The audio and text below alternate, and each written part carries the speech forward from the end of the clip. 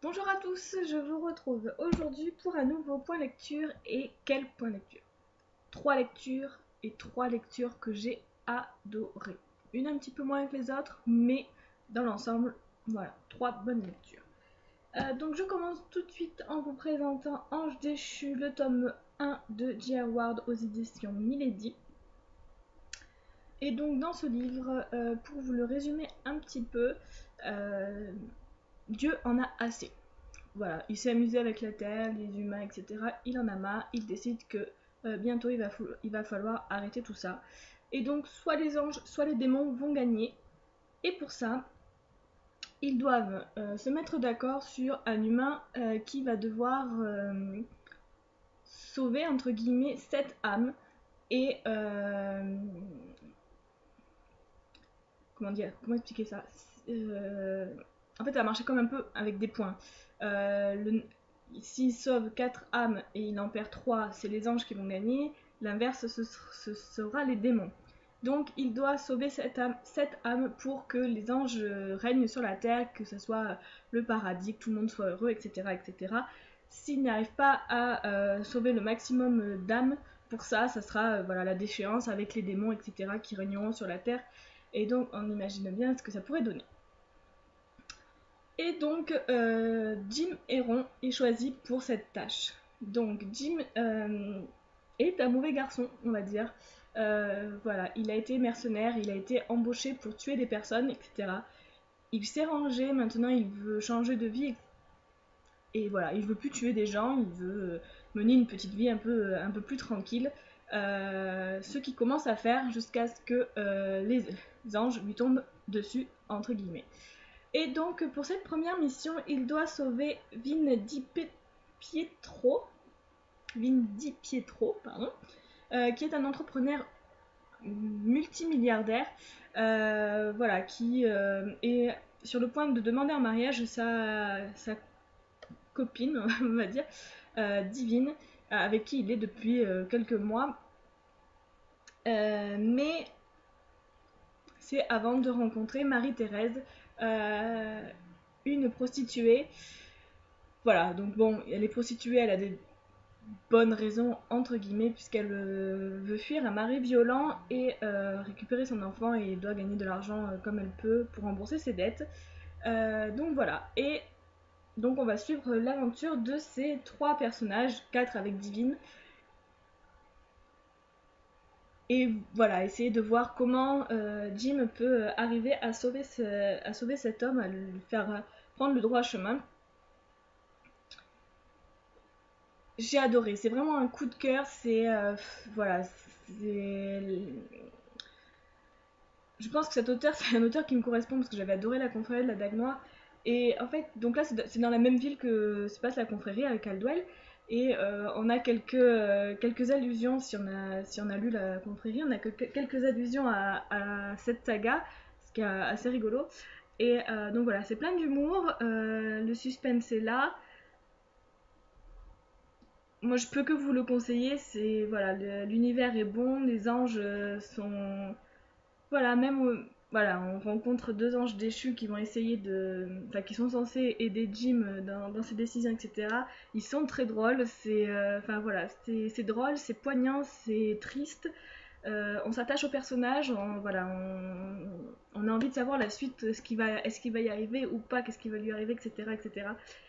Si vous avez aimé La Confrérie de la Dague Noire, je peux pas vous dire, vous allez forcément aimer celui-là, mais du moins dans le style d'écriture, oui. Après, voilà, c'est complètement différent quand même parce que c'est plus des vampires, c'est des anges et c'est un peu moins brutal, on va dire. C'est voilà, c'est moins gros balèze qui tape la tête et qui tue, machin. Bref. Mais c'est tout aussi bien. Voilà, je me suis commandé la suite aussitôt après. Voilà, j'ai hâte de continuer cette saga et j'ai vécu vraiment un très très très très bon moment. Ensuite, je vous présente Les Revenants de Seth Patrick aux éditions Michel Lafon. Pardon.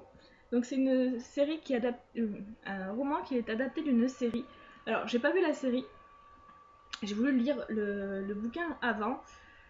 Donc là on est dans une petite ville française et des gens qui sont morts reviennent dans ce village. Donc on a une petite fille qui est morte dans un accident de car, un petit garçon qui est mort tué par balle en même temps que toute sa famille a été assassinée, un jeune homme qui s'est suicidé juste avant de se marier, etc.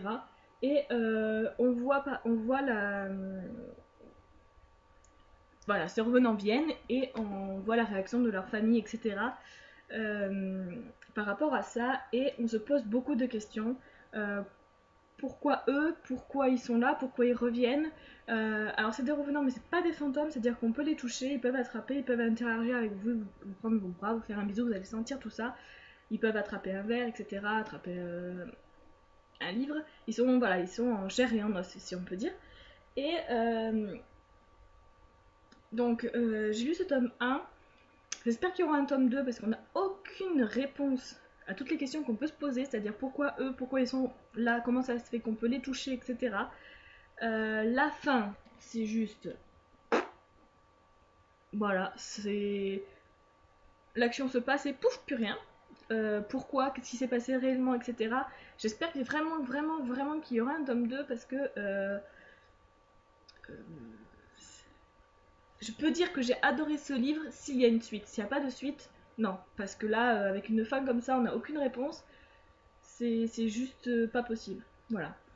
Après, dans les inconvénients de ce livre, c'est qu'il y a beaucoup de personnages, on n'a pas le temps de s'attacher à qui que ce soit, parce qu'on passe d'un point de vue à un autre.